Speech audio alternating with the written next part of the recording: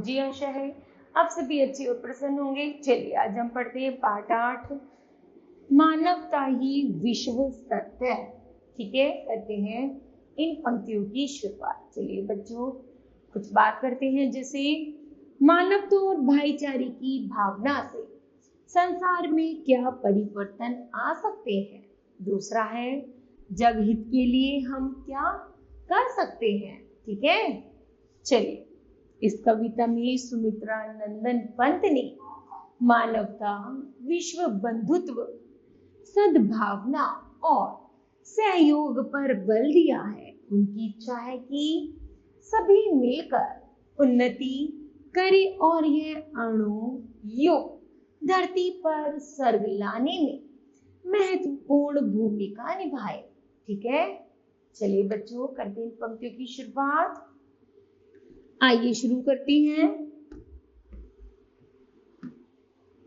चंद्रलोक और अंतरिक्ष में मानव ने किया पर्दा पर, छिन्न हुए लो देश काल के दुर्जे बाधा बंधन।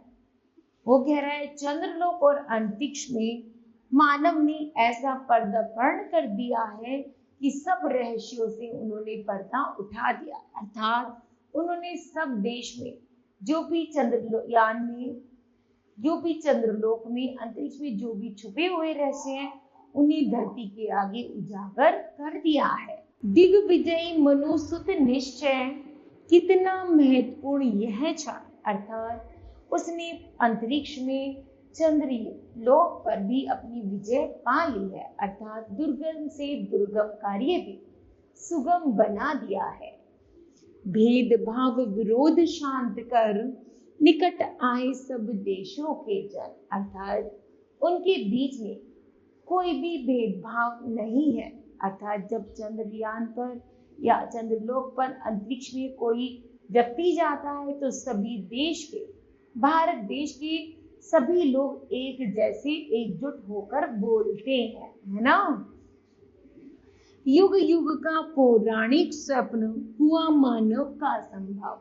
अर्थात जो युगों का स्वप्न है हमारा, वो आज के मानव ने पूरा करके दिखा दिया है।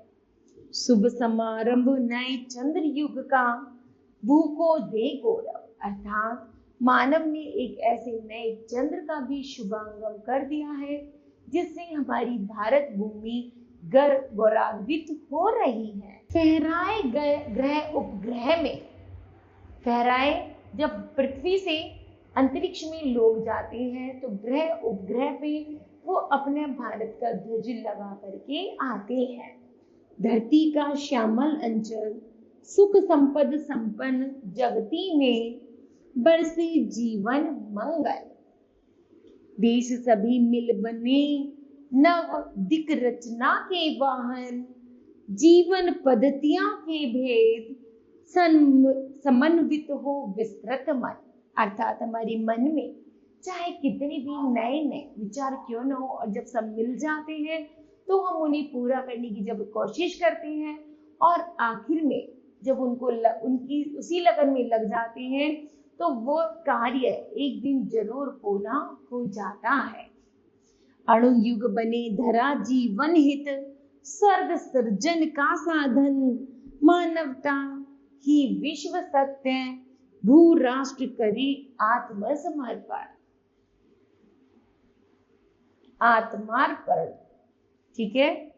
जब युग युग से सभी को ये आशा है कि धरती का नया आगमन होगा, धरती पे नए फूल खिलेंगे, है ना। तो जब मानव ने यह करके दिखाया तो सबको बहुत गौरवान्वित महसूस हो रहा है कि आज का मनुष्य चंद्रमा पर अंतरिक्ष में जाकर भी आसानी से जो से चाहिए वह घूम कर या ला ले जा सकता है। ठीक है, उसने दुर्गम कार्य को भी आसान बना दिया है। तो मुझे आशा है बच्चों आप सभी को भी यह पंक्तियां समझ आई होंगी। धन्यवाद।